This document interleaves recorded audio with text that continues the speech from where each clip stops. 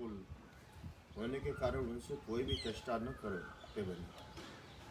वो शोक जनित आंसू बहाते हुए अत्यंत खिन्न हो गए, इधर उधर उनकी खोज करने लगे, परंतु उन दुखी पूर्ववासियों को श्री राम किधर गए इस बात का पता देने वाला कोई चिन्ह तक नहीं दिखाई दिया।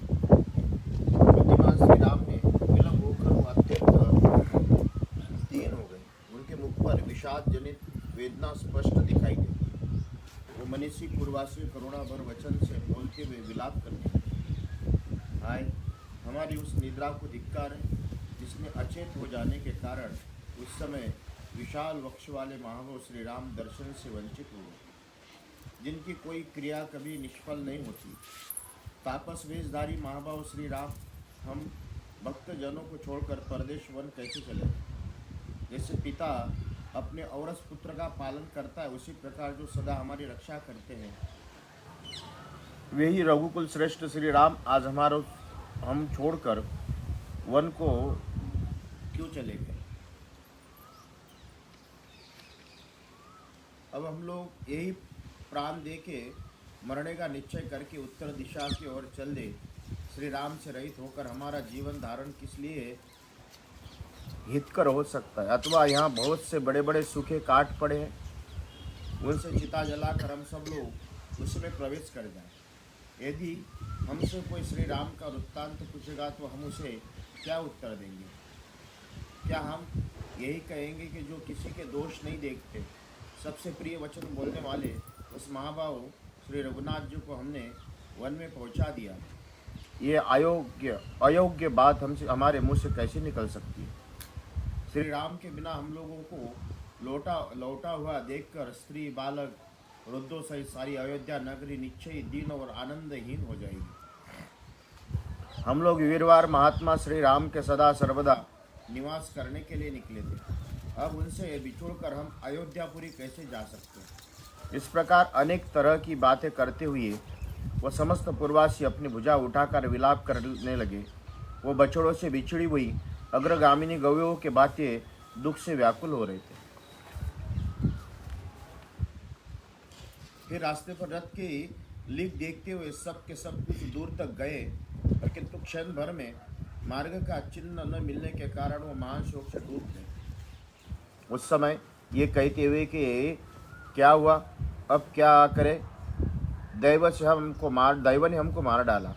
मनस्वी पुरुष की रथ की लीला का अनुसरण करते हुए अयोध्या की ओर लौट पड़े।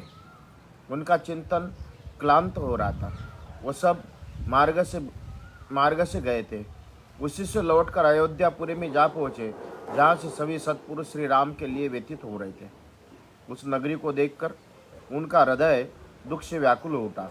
वो अपने शोक पीड़ित नेत्रों द्वारा आंसुओं की वर्षा करने लगे, जिनके गहरे कुंठ से वहाँ का नाग गरुड़ द्वारा निकाल लिया गया वो नदी जैसे शोभाहीन हो जाती, उसी प्रकार श्री राम से रहित हुई ये अयोध्या नगरी अब अधिक शोभा नहीं पा रही थी। उन्होंने देखा सारा नगर चंद्रहीन, आकाश जलहीन, समुद्र के समान आनंद शून्य हो गया। पुरी की अवस्था देख वो अचेत से हो गए। उनके हृदय का सारा उल्लास नष्ट हो चुका था। वह दुख से पीड़ित उन वैभव संपन्न ग्रहों में बड़े क्लेश के साथ प्रविष्ट हो सबको देखते हुए अपने और पराये की पहचान न कर सके। इत्यर्थ श्रीमद् रामायणे वाल्मीकि आदि काव्ये अयोध्या कांडे सप्तचत्वारिंश सर्ग संपूर्णम। सियावर राम शोकमग्न तथा प्राण त्याग देने की इच्छा से युक्त नेत्रों से आंसू बहा रहे थे। श्री रामचंद्र जी के साथ जाकर भी जो उन्हें बिना लौट आए थे, इसलिए जिनका चित्त ठिकाने नहीं था, उन नगरवासियों की ऐसी दशा हो रही थी मानो उनके प्राण निकल गए। वो सब अपने अपने घर में आकर पत्नी पुत्रों से गिरे हुए आंसू बहाने लगे। उनके मुख अश्रुधारा से आच्छादित थे। उनके शरीर में हर्ष का कोई चिन्ह नहीं दिखाई देता। मन में भी आनंद का अभाव था। वैश्यों ने अपनी दुकानें नहीं खोली। क्रय विक्रय की वस्तुएं बाजारों में फैलाई जाने पर भी उनकी शोभा नहीं हुई और उनको लेने के लिए ग्राहक नहीं आए। उस दिन गृहस्थ के घर में चूल्हे नहीं जले, रसोई नहीं बनी। खोई हुई वस्तु मिल जाने पर भी किसी को प्रसन्नता नहीं हुई। विपुल धन राशि प्राप्त हो जाने पर भी किसी को उनका अभिनंदन नहीं किया। जिसने प्रथम बार पुत्र को जन्म दिया वो माता भी आनंदित नहीं हुई। प्रत्येक घर की स्त्रियां अपने पतियों को श्री राम के बिना लौट कर आए देख रो पड़ी। दुख से आतुर हो कठोर वचनों द्वारा उन्हें कोसने लगी, मानो महावत अंकुशों से हाथियों पर मार रहे हो। वो बोली, जो लोग श्री राम को नहीं देखते उन्हें घर द्वार स्त्री पुत्र धन दौलत और सुख भोगने से क्या प्रयोजन।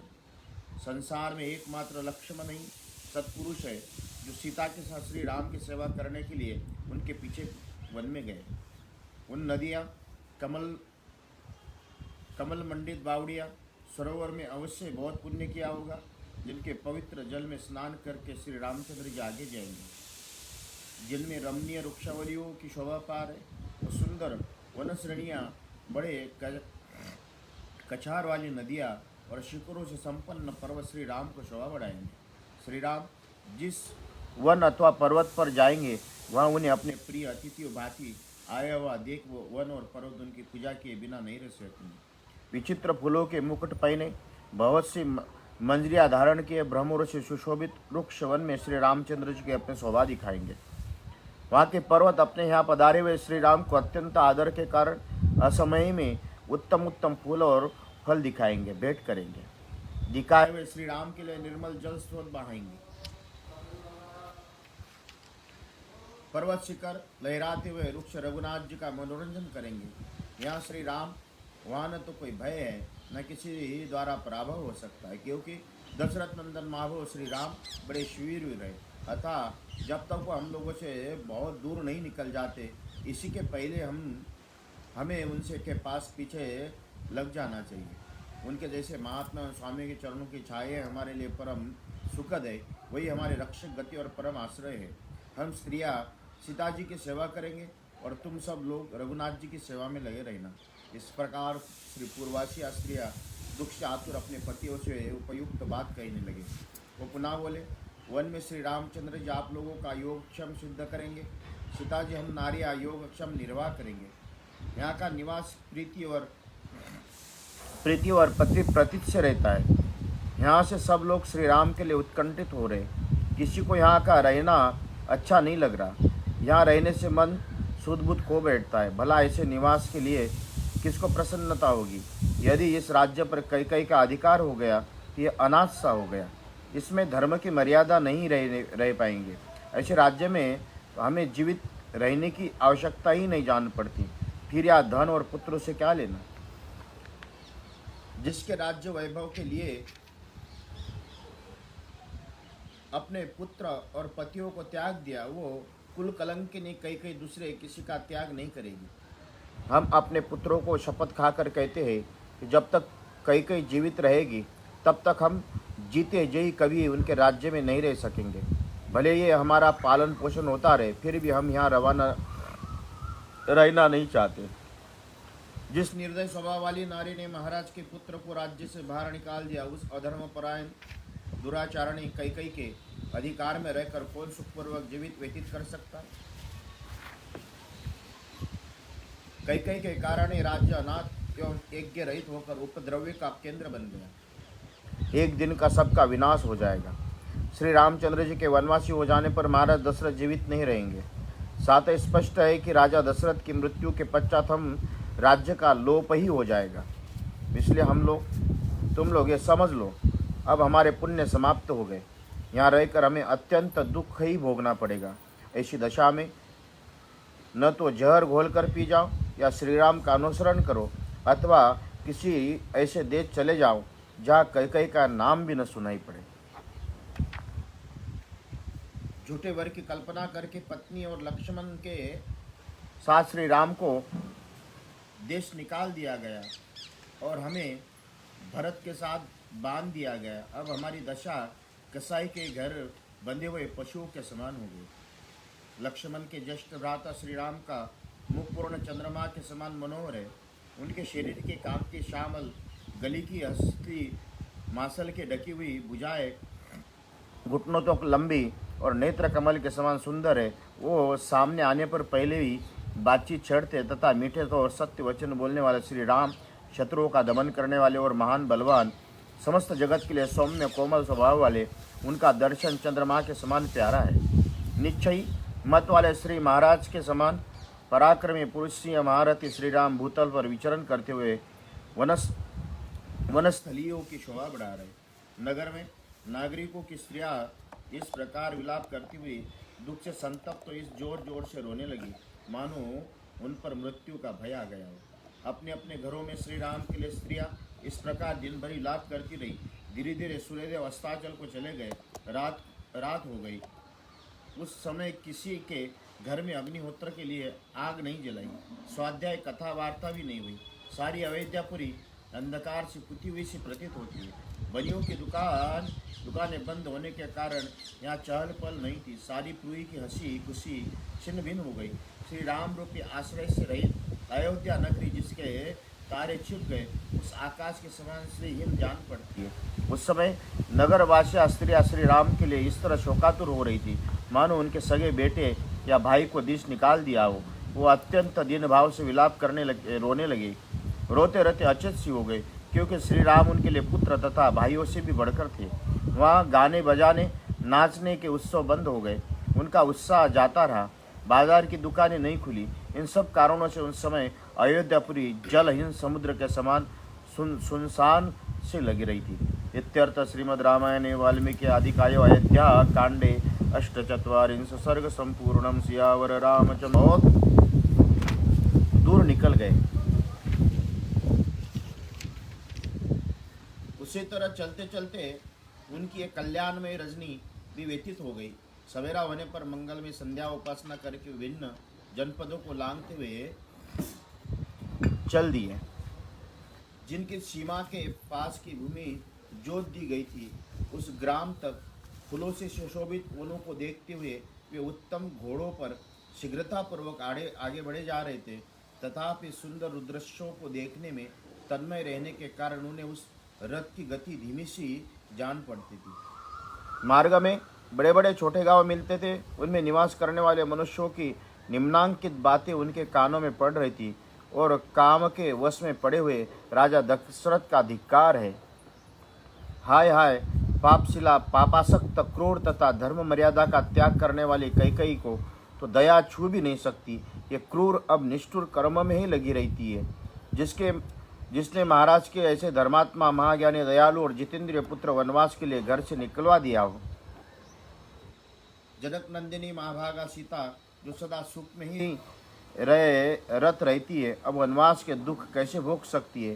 अहो, क्या राजा दशरथ अपने पुत्र के प्रति इतने स्नेह हो गए जो प्रजाओं के प्रति कोई अपराध न करने वाले श्री रामचंद्र जी का परित्याग कर देना चाहते हैं। छोटे बड़े गांवों में रहने वाले मनुष्य की बातें सुनते हुए वीर कौशलपति श्री राम कौशल जनपद की सीमा लांघ कर आगे बढ़ गए।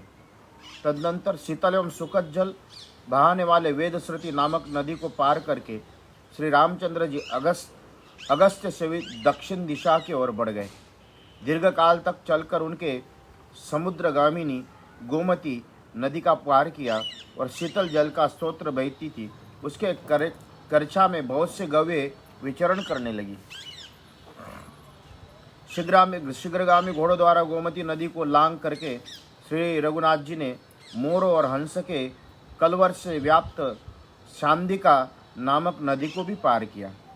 वहाँ जाकर श्री राम ने धन धान्य से संपन्न और अनेक अवान्तर जनपदों से घिरी हुई भूमि का सीता को दर्शन कराया जिस पूर्व काल में राजा मनु ने इक्ष्वाकु को दिया था। फिर श्रीमान पुरुषोत्तम श्री राम ने सुत कहकर सारथी को बारंबार संबोधित किया और मदनमत्त हंस के समान मधुर स्वर में इस प्रकार कहा, सुत, मैं अब पुनः लौटकर माता पिता से मिलूंगा और सरयू के पार्श्ववर्ती पुष्पित वन में मृगया के लिए भ्रमण करूंगा। मैं सरयू के वन में शिकार खेलने की बहुत अधिक अभिलाषा नहीं रखता। ये लोक में एक प्रकार की अनुभव क्रीड़ा है जो राजर्षियों के समुदाय को अभिमत है। इस लोक में वन जाकर शिकार खेलना राजर्षियों की क्रीड़ा के लिए प्रचलित हुआ। अतः मनुपुत्रों द्वारा उस समय की गई क्रीड़ा अन्य धनुर्धरों को भी अभिष्ट हुई। इक्ष्वाकु इक्ष्वाकु नंदन श्री राम ने विभिन्न विषयों को लेकर सूत से मधुर वाणी से उपयुक्त बातें करते हुए उस मार्ग पर बढ़ते चले गए। इत्यर्थ श्रीमद् रामायणे वाल्मीकि आदि काव्ये अयोध्या कांडे 49 सर्ग संपूर्ण। सियावर रामचंद्र भगवान वंशी राजाओं से परिपालित पूरी शिरोमणि अयोध्या, मैं तुमसे तथा जो जो देवता तुम्हारी रक्षा करते, तुम्हारे भीतर निवास करते, उनमें भी वन में जाने की आज्ञा चाहता हूँ। वनवास की अवधि पूरी करके महाराज दशरथ के ऋण से उन्नीन होकर मैं पुनः लौटकर तुम्हारा दर्शन करूँगा, अपने माता पिता से भी मिलूँगा। इसके बाद सुंदर एवं करुण अरुण नेत्र वाले श्री राम ने दाहिनी भुजा उठाकर नेत्रों से आंसू बहाते हुए दुखी होकर जनपद के लोगों से कहा, आपने मुझ पर बड़ी कृपा और यथोचित दया दिखाई। मेरे लिए आप लोगों का बहुत देर तक कष्ट सहन किया। इस तरह का आपका देर तक दुख में पड़े रहना अच्छा नहीं है। इसलिए अब आप लोग अपना कार्य करने के लिए जाइए। ये बात सुनकर मनुष्य ने महात्मा श्री राम को प्रणाम करने की उनकी परिक्रमा की। घोर विलाप करते हुए वो जहाँ खड़े थे खड़े ही हो गए। उनकी आंखें अभी श्री राम के दर्शन से तृप्त नहीं हुई और पूर्वोक्त रूप से विलाप कर रहे थे। इतने में श्री रघुनाथ जी उनकी दृष्टि वजल हो गए, जैसे सूर्य प्रदोष काल में छिप जाते हैं। इसके बाद पुरुष से श्री राम रथ के द्वारा ही उस कौशल जनपद को लांग गए, जो धन धान्य से संपन्न और सुखदायक था। वहाँ के कुछ सब लोग दानशील थे। उन जनपद में कैसे कोई भय नहीं था। वहाँ के भूभाग रमणीय और चैत्य वृक्षता दैव्य संबंधी योग व्याप्त थे। बहुत से उद्यान आमोन और उन जनपद की शोभा बढ़ाते। वहाँ जल से भरे हुए बहुत से जलाशय सुशोभित थे। सारा जनपद हृष्ट पुष्ट मनुष्य से भरा था। गौओं के समूह से व्याप्त और सेवित था। वहाँ के ग्रामों की बहुत से नरेश रक्षा करते थे। वहाँ वेद मंत्रों की ध्वनि गूंजती थी। कौशल देश के आगे बढ़कर धैर्यवान श्री राम ने श्रेष्ठ श्री रामचंद्र जी मध्य मार्ग से और राज्य से होकर निकले, जो सुख सुविधा से युक्त धन धान्य से संपन्न रमणीय उद्यानों से व्याप्त तथा सामान्य नरेशों को उपभोग में आने वाला था। उस राज्य में श्री रघुनाथ जी ने त्रिपद गामिनी दिव्या नदी गंगा जी का दर्शन किया और शीतल जल से भरी हुई सेवारों से रहित तथा रमणीय सी बहुत से महर्षि उनका सेवन करते थे। उनके तट पर थोड़ी दूर तक बहुत से सुंदर आश्रम बने थे। उन देव नदी की शोभा बढ़ाते हुए समय पर हर्ष भरी अप्सराएं भी उतर कर उनके जलकुंड का सेवन करती। वो गंगा सबका कल्याण करने वाली है। देवता दानव गंधर्व किन्नर शिव स्वरूपा भागीरथी शोभा बढ़ाते हैं। नाग और गंधर्वों की पत्नियां उनके जल का सदा सेवन करते हैं। गंगा के दोनों तटों पर देवताओं के सैकड़ों पर्वतीय क्रीड़ा स्थल है। उनके किनारे देवताओं के बहुत से उद्यान भी है। वो देवताओं की क्रीड़ा के लिए आकाश में भी विद्यमान है। देव पद्मिनी के रूप में विख्यात है। प्रस्थ खंड को गंगा के जल तट टकराने से जो शब्द होता है वो मानो उनका उग्र अट्टहास है। जल से जो फेन प्रकट होता है वही उन दिव्य नदी का निर्मल ह्रास। कहीं तो उनका जल वेणी के आकार का है और कहीं वो भंवरों से सुशोभित होता है। कहीं उनका जल निश्चय एवं गहरा है, कई महान वेगों से व्याप्त है। उनके जल से मृदंग आदि के भयंकर नाद सुनाई पड़ता है। जल में देवताओं का समुदाय गोते लगाते। कहीं कहीं उनका जल नील कमल तथा कुमुदों से आच्छादित होता है। कई विशाल पुलिका का दर्शन होता है तो कई निर्मल बालुका राशि का। हंस और संसार के कलवर वहीं गुंजे रहते हैं। रहने वाले विहंगम उनके जल पर मंडराते रहते हैं। वही उत्तम शोभा से उत्पन्न है। कई तटवर्ती वृक्ष मालाकार होकर उनकी शोभा बढ़ा रहे। कई उनका जल खिले हुए उत्पलों से आच्छादित है और कई कमल वनों में व्याप्त है। कई कुमुद समूह तथा कई कालिकाएं उनको सुशोभित करती। कई नाना प्रकार के पुष्पों परागों से व्याप्त होकर मदनमत्त नारी के समान प्रतीत होता है। वो मल समूह पाप राशि दूर होती है। उनका जल इतना स्वच्छ है कि मणियों के समान निर्मल दिखाई देता है। उनके तटवर्ती वन का भीतर भाग मदनमत्त दिग्गज जंगली हाथियों के तथा देवराज की सवारी में आने वाला श्रेष्ठ गजराजों के कोलाहलपूर्ण बना रहता है। वह फल पक्षियों से आरुक्त होकर उत्तम आभूषणों से यत्नपूर्वक विभूषित हुई युवती के समान शोभा पाती। उनका प्राकट्य भगवान विष्णु के चरणों से हुआ। उनके पालन का लेस भी नहीं। और दिव्य नदी गंगा जीवों के समस्त पापों का नाश कर देने वाली है। उनके जल से सुस, घड़ियाल, सर्प निवास करते। सकरवंशी राजा भगीरथ के तपोमय तेज से जिनके शंकर जी के जटाजूट से अवतरण हुआ था, जो समुद्र की रानी है, जिनके निकट सारस, कांवच पक्षी कलवर करते हैं, उनकी देव नदी गंगा के पास महाभाव श्री राम जी पहुंचकर गंगा की ये ध्यान धारा श्रृंगवेरपुर में बह रही थी। जिनके आवर्त भवर से लहरों से व्याप्त थे, उन गंगा जी का दर्शन करके महारथी श्री राम ने सारथी सुमंत से कहा, सुत आज हम लोग यहीं रहेंगे। सारथ के गंगा जी के समीप ही बहुत से फूल फल पल्लवों से सुशोभित महान इंगुदी का वृक्ष है। इसी के नीचे आज रात में हम निवास करेंगे, जिनका जल देवताओं के, मनुष्य, गंधर्व, सर्प, पशु तथा पक्षियों के लिए भी समादरणीय। उन कल्याण स्वरूपा सरिताओं में श्रेष्ठ गंगा जी भी मुझे यहाँ से दर्शन होता रहेगा। अब लक्ष्मण और सुमंत्र भी श्री रामचंद्र जी से बहुत अच्छा कहकर अर्श द्वारा इस इंगुदी वृक्ष के समीप गए। उस रमणीय वृक्ष के पास पहुंचकर इक्ष्वाकुनंदन श्री राम अपनी पत्नी सीता और भाई लक्ष्मण के साथ रथ से उतरे। फिर सुमंत्र भी उतरकर उत्तम घोड़ों को खोल दिया। वृक्ष की जड़ पर बैठे हुए श्री रामचंद्र के पास जाकर वो हाथ जोड़कर खड़े हो गए। श्रृंगवेरपुर में गुह नामक राजा राज्य करता था। वह श्री रामचंद्र जी के प्राणों का समान प्रिय था। उसका जन्म निषाद कुल में हुआ। वो शारीरिक शक्ति, सैनिक शक्ति की दृष्टि से बलवान था। वहाँ के निषादों का सुविख्यात राजा था। उसने जब सुना कि पुरुष श्री राम राज्य में पधारे, तब बूढ़े मंत्रियों और बंधुओं सहित घिरा हुआ यहाँ आया। निषाद राज को दूर से आया हुआ देख श्री रामचंद्र जी लक्ष्मण के साथ आगे बढ़कर उनसे मिले। रामचंद्र जी को वलकल आदि धारण किए देख गुह को बड़ा दुख हुआ। उसने श्री रघुनाथ जी को हृदय से लगाकर, श्री राम, आपके लिए जैसी अयोध्या का राज्य है उसी प्रकार ये राज्य भी बताइए, मैं आपकी क्या सेवा करूं। महाभाव, आप जैसा प्रिय अतिथि किसी को शुभ होगा, आप जैसा अतिथि किसी को सुलभ होगा। फिर भांति भांति के उत्तम अन्न लेकर वह सेवा में उपस्थित हुआ। उनसे शीघ्र ही अर्घ्य निवेदन किया और इस प्रकार कहा, महाभाव, आपका स्वागत है। सारी भूमि जो मेरे अधिकार में है, आपकी सेवा, आपके सेवक और आप हमारे स्वामी, आज से आप ही हमारे इस राज्य का भली भांति शासन करें। ये भक्ष्य, भोज्य, पेय आदि ये लेह आपकी सेवा में उपस्थित है, ये स्वीकार करें। उत्तम शैया है तथा आपकी घोड़ों के खाने के लिए चने और घास भी प्रस्तुत की सामग्री है।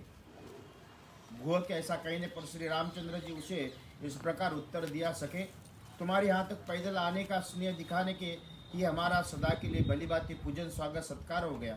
तुमसे मिलकर हमें बड़ी प्रसन्नता हुई। फिर श्री राम ने अपने दोनों हाथ गोल गोल गुह का अच्छी तरह आलिंगन करते हुए कहा कि गुह, सौभाग्य की बात है कि मैं आज तुम्हें बंधु बांधवों के साथ स्वस्थ एवं सानंद देख रहा हूँ। बताओ, तुम्हारे राज्य में, मित्रों के यहाँ तथा वनों में सर्वत्र कुशल तो है? तुमने प्रेमवश या भी कुछ सामग्री प्रस्तुत की, इसे स्वीकार करके मैं तुम्हें वापस ले जाने की आज्ञा देता हूँ, क्योंकि इस समय दूसरों की दी हुई कोई भी वस्तु मैं ग्रहण नहीं करता, अपने उपयोग में नहीं लाता। वलकल और मृगचर्म धारण करके फल मूल का आहार करता हूँ। धर्म में स्थित रहकर ताप वेश में वन के भीतर विचरण करता हूँ। इन दिनों तुम मुझे नियम के स्थित हो जाओ। इन सामग्रियों जो घोड़ों के खाने पीने का वस्तु है, उसी के समय मुझे आवश्यकता है, दूसरी किसी वस्तु की नहीं। घोड़ों को पिला देने मात्र से तुम्हारे द्वारा मेरा पूर्ण सत्कार हो जाएगा। ये घोड़े मेरे पिता महाराज दशरथ से बहुत प्रिय है। इनके खाने पीने का सुंदर प्रबंध कर देने में मेरा भलीभांति पूजन हो जाएगा। तब गुह ने अपने सेवकों को उसी समय आज्ञा दी कि तुम घोड़ों को खाने पीने के लिए आवश्यक वस्तुएं शीघ्र ला कर दो। तत्पश्चात वलकल का उत्तरीय वस्त्र धारण करने वाले श्री राम ने सायंकाल की संध्या उपासना करके भोजन के नाम पर स्वयं लक्ष्मण लाया हुआ केवल जलमात्र पी लिया। फिर पत्नी सहित श्री राम भूमि पर ही तृण की शैया बिछाकर सोए। उस समय लक्ष्मण उनके दोनों चरणों को धो पोंछ कर वहाँ से कुछ दूर पर हटाए और एक वृक्ष का सहारा लेकर बैठ गए। वो भी सावधानी के साथ धनुष्य धारण करके सुमंत्र के साथ बैठकर सुमित्रा कुमार लक्ष्मण से बातचीत करता और श्री राम की रक्षा के लिए रात भर जागता रहा। इस प्रकार सोए हुए यशस्वी मनुष्य दशरथ महात्मा श्री राम, जिन्होंने कभी दुख नहीं देखा तथा जो सुख भोगने के ही योग्य, वो रात उस समय नींद न आने के कारण बहुत देर तक बाद व्यतीत हो गई। इत्यर्थ श्रीमद् रामायणे वाल्मीकि आदि काव्य अयोध्या कांड 50 सर्ग संपूर्ण। सियावर तुम्हारे लिए आराम देने वाली शैया तैयार है, इस पर सुखपूर्वक सोकर भलीभांति विश्राम कर लो। यहाँ में सेवक तथा इसके साथ सब लोग वनवासी होने के कारण सब प्रकार से क्लेश सहन करने योग्य है, क्योंकि हम सबको कष्ट सहने का अभ्यास है, परंतु तुम सुख में ही पले हो, उसे के योग्य हो, इसलिए सो जाओ। हम सब लोग श्री रामचंद्र जी की रक्षा के लिए रात भर जागते रहेंगे। मैं सत्य की शपथ खाकर तुमसे सत्य कहता हूँ, इस भूतल पर मुझे श्री राम से बढ़कर प्रिय दूसरा कोई नहीं है। इस रघुनाथ जी के प्रसाद से मैं इस लोक में महान यश, विलुप्त धर्म लाभ तथा प्रचुर अर्थ एवं भोग्य वस्तु पाने की आशा करता हूँ। अतः मैं अपने बांधवों साथ हाथ में धनुष्य लेकर सीता से सोए हुए प्रिय सखा श्री राम की सब प्रकार से रक्षा करूँगा। इस वन में सदा विचरते रहने के कारण मुझसे यहाँ की कोई बात छिपी नहीं है। हम लोग यहाँ शत्रु की अत्यंत शक्तिशाली विशाल चतुरंगिनी सेना को भी अनायास से जीत लेंगे। ये सुनकर लक्ष्मण ने कहा कि निष्पाप निषादराज, तुम धर्म पर ही दृष्टि रखते हुए हमारी रक्षा करते हो, इसलिए इस स्थान पर हम लोगों के लिए कोई भय नहीं है। इस प्रकार महाराज दशरथ के ज्येष्ठ पुत्र सीता के साथ भूमि पर शयन कर रहे, तब मेरे लिए उत्तम शैया पर सोकर नींद लेना, जीवन धारण के लिए स्वादिष्ट अन्न खाना अथवा दूसरे सुखों को भोगना कैसे संभव हो सकता है। देखो, संपूर्ण देवता असुर मिलकर भी युद्ध में जिनके वेगों को नहीं सह सकता, वही श्री राम इस समय सीता के साथ तिनकों पर ऊपर सूखे सुख से सो रहे।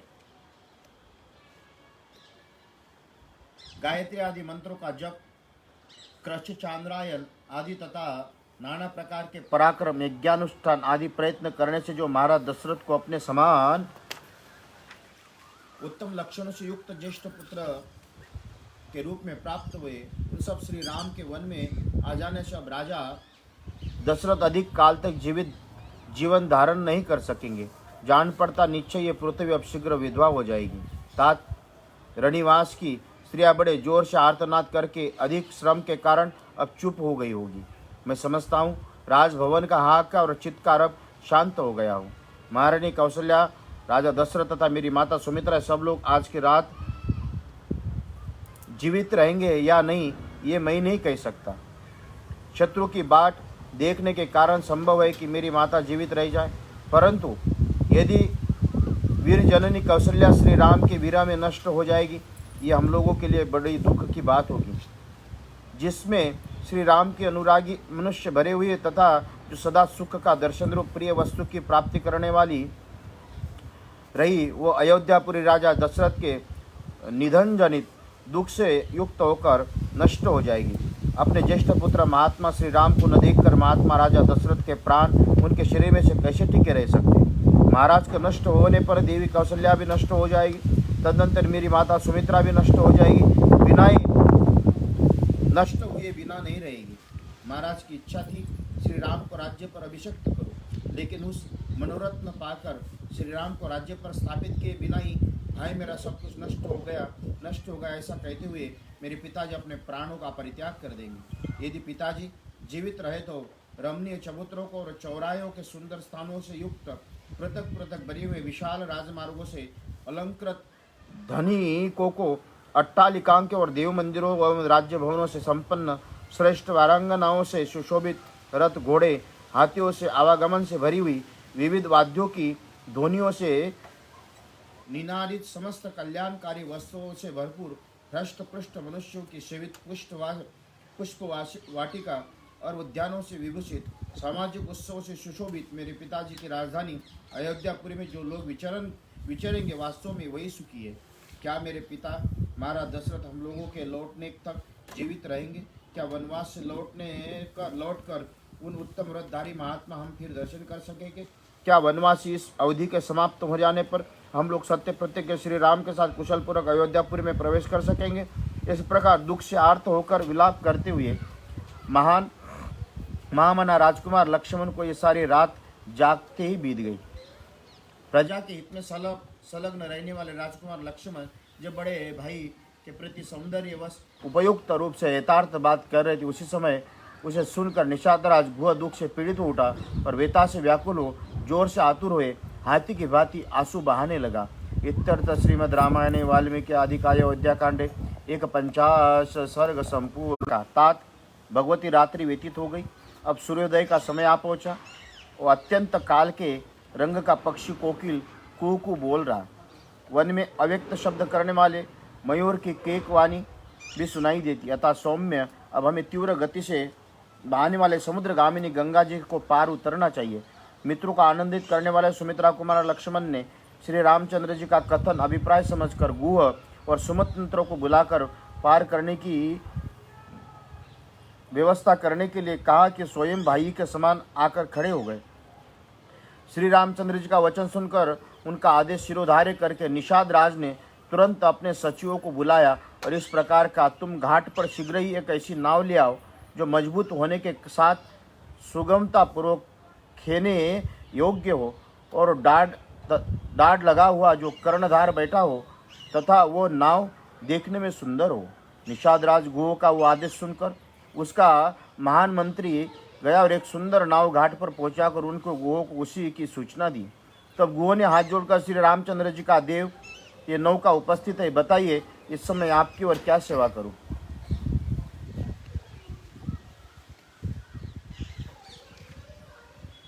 देव कुमार समान तेजस्वी उत्तम व्रत का पालन करने वाले पुरुष से श्री राम समुद्रगामिनी गंगा जी को पार करने के लिए आपकी सेवा में यह नाव आ गई है, आप शीघ्र इस पर आरूढ़ होइए।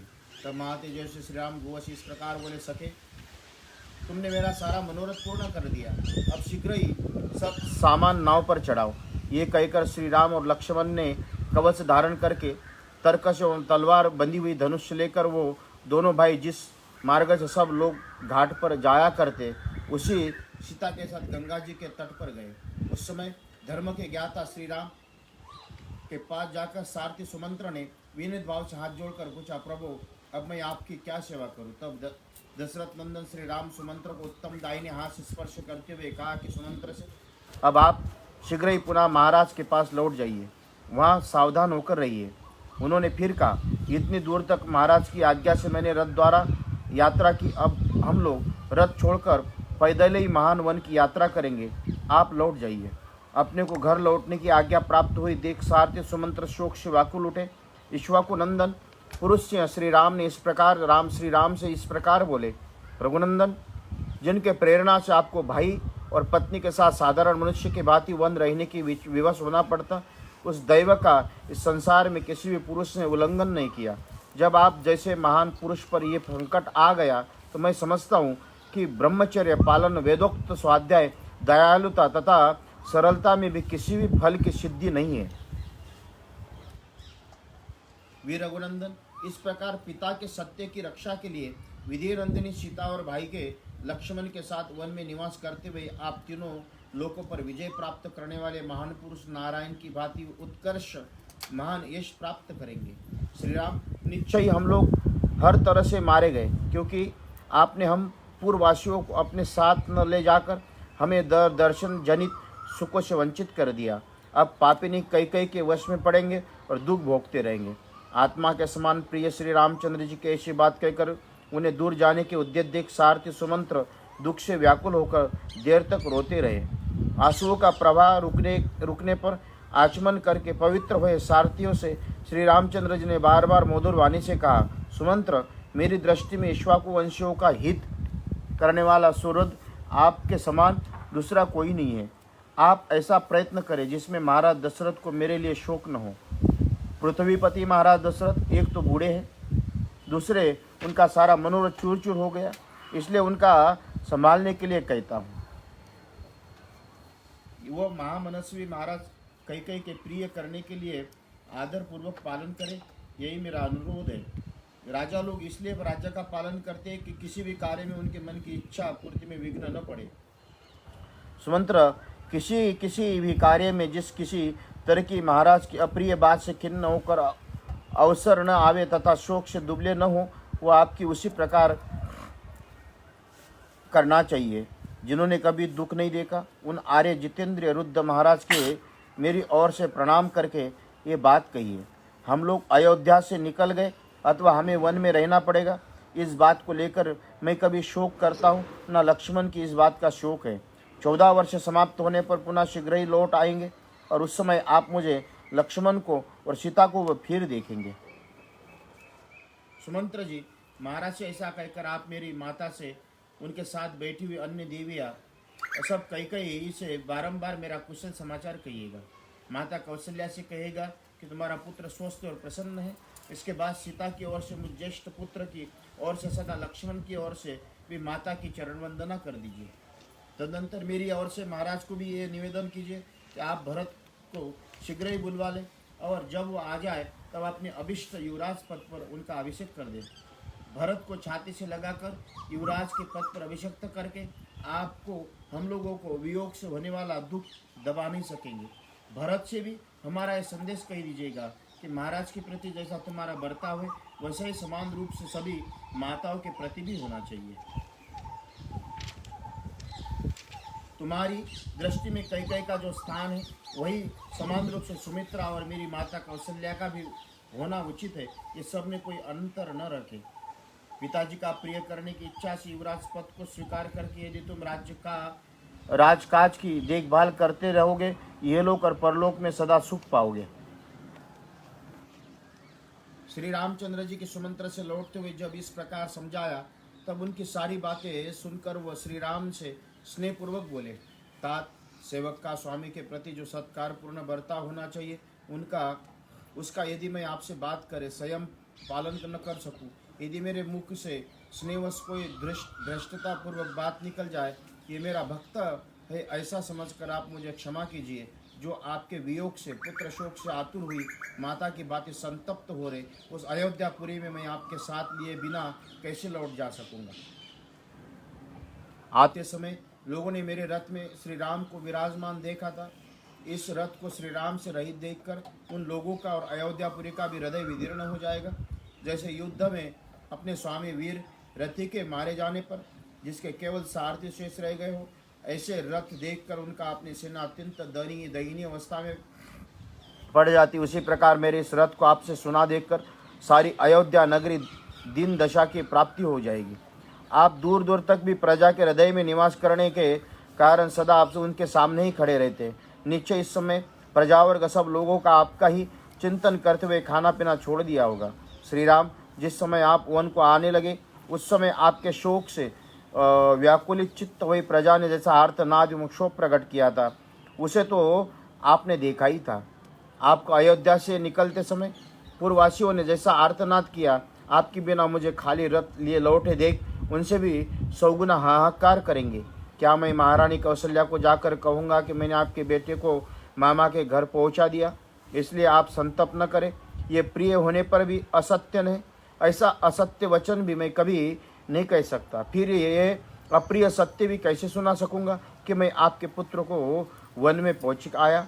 जो उत्तम घोड़ों मेरे आज्ञा से अधीन रहकर आपके बंधुजनों का भार वहन करते हैं, आपके बंधुजनों से हिंद रथ की वहन नहीं करते, ऐसी दशा में आपके सुने रथ को कैसे खींच सकेगा। अतः निष्पाप रघुनंदन, मैं आपके बिना अयोध्या लौट कर नहीं जा सकूँगा। मुझे वन में चलने की आज्ञा दीजिए। यदि इस पर याचना करने पर भी आप मुझे त्याग दोगे तो मैं आपके द्वारा परित्यक्त होकर यहाँ रथ सहित अग्नि में प्रवेश कर जाऊंगा। रघुनंदन, वन में आपकी तपस्या से विघ्न डालने वाले जो जो जंतु उपस्थित होंगे, मैं इस रथ के द्वारा उन सबको दूर भगा दूंगा। श्री राम, आपकी कृपा से मुझे आपको रथ पर बिठाकर यहाँ तक लाने का सुख प्राप्त हुआ। अब आपके ही अनुग्रह से मैं आपके साथ वन में रहने का सुख भी पाने की आशा करता हूँ। आप प्रसन्न होकर आज्ञा दीजिए। मैं वन में आपके पास ही रहना चाहता हूँ। मेरी इच्छा है कि आप प्रसन्नतापूर्वक कह दे कि तुम वन में मेरे साथ ही रहो। वीर, घोड़े भी यदि वन में रहते समय आपकी सेवा करेंगे तो इनके परम गति की प्राप्ति होगी। प्रभु, मैं वन में रहकर अपने सिर से सारे शरीर से आपकी सेवा करूँगा। इस सुख के आगे अयोध्या तथा देवलोकों का भी सर्वथा त्याग कर दूंगा। जैसे सदाचारहीन प्राणी इंद्र की राजधानी स्वर्ग में नहीं प्रवेश कर सकता, उसी प्रकार आपके बिना मैं अयोध्यापुरी में नहीं प्रवेश कर सकता। मेरे यहाँ अभिलाषा है कि जब वनवास की अवधि समाप्त हो जाए तब इस रथ पर बिठाकर आपके अयोध्यापुरी में ले चलूं। वन में आपके साथ रहने से 14 वर्ष मेरे लिए 14 क्षण के समान बीत जाएंगे, अन्यथा 1400 वर्ष के समान भारी जान पड़ता है। अतः भक्तवत्सल, आप मेरे स्वामी के पुत्र सेवक के लिए साथ चलने के भी मैं तैयार खड़ा हूँ। मैं आपके प्रति भक्ति रखता हूँ, आपका भृत्य हूँ और भृत्य जनोचित मर्यादा के भीतर स्थित हूँ, अतः आप मेरा परित्याग न करें।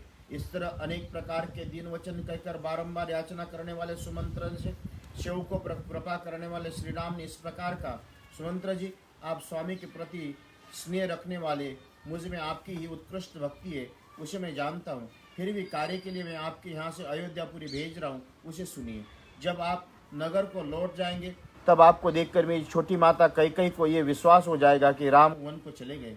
इसके विपरीत यदि आप नहीं गए तो उसे संतोष नहीं होगा। मेरे वनवास को हो जाने पर भी वो धर्मपरायण महाराज दशरथ के प्रति मिथ्यावादी होने का संदेह करे, ऐसा मैं नहीं चाहता। आपके भेजने में मेरा मुख्य उद्देश्य यही है कि मेरी छोटी माता कैकेयी भरत द्वारा सुरक्षित समृद्धशाली राज्यों को हस्तगत कर ले। सुमंत्र जी, मेरा तथा महाराज का प्रिय करने के लिए आप अयोध्यापुरी को अवश्य पधारिए। आपको जितने लिए संदेश दिया गया वो सब वहां जाकर लोगों को कह दीजिए। ऐसा ही कहकर श्री राम ने सुमंत्र को बार बार सांत्वना दी। उसके बाद उन्होंने गुह से उत्साहपूर्वक युक्त बात कही।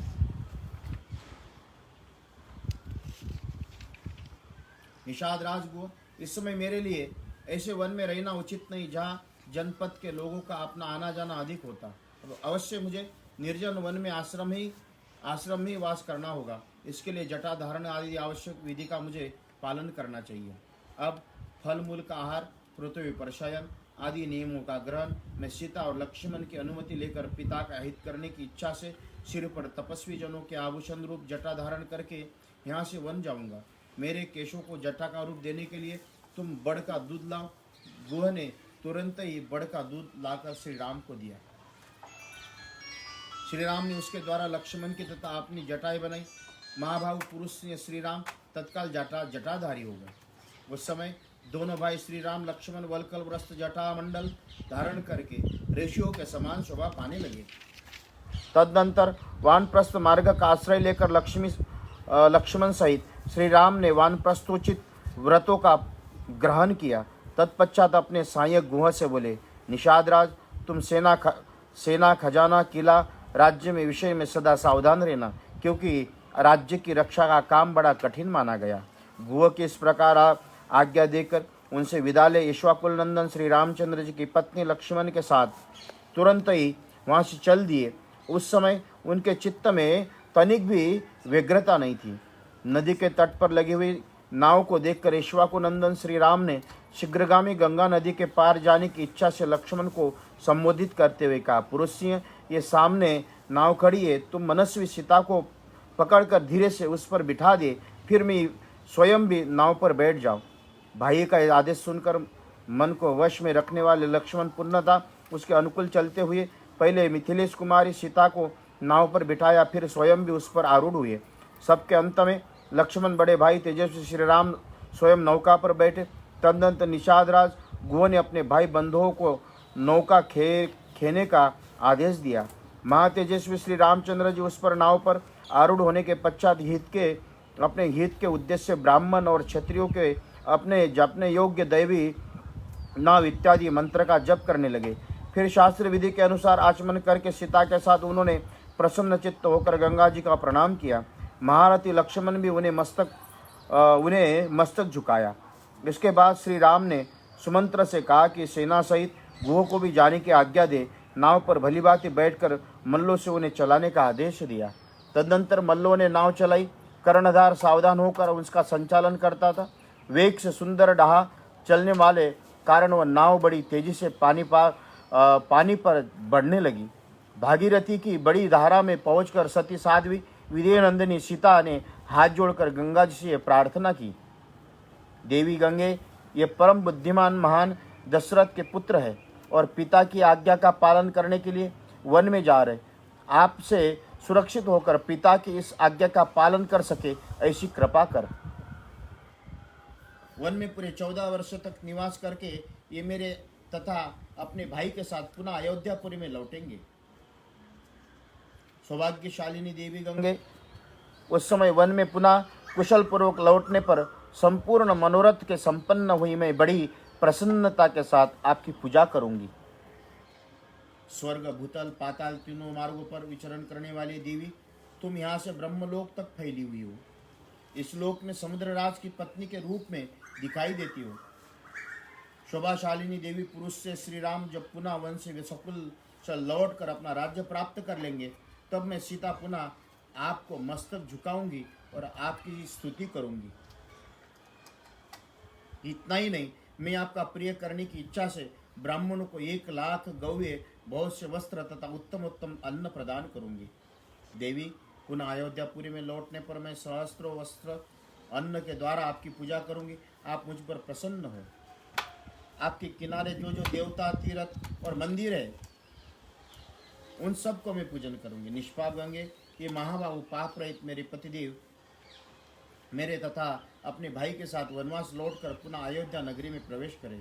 पति के अनुकूल रहने वाली सती साध्वी सीता इस प्रकार गंगा जी से प्रार्थना करते हुए शीघ्र ही दक्षिण तट पर जा पहुंचे। किनारे पहुंचकर शत्रुओं को संताप देने वाले नरश्रेष्ठ श्री राम ने नाव छोड़ दी।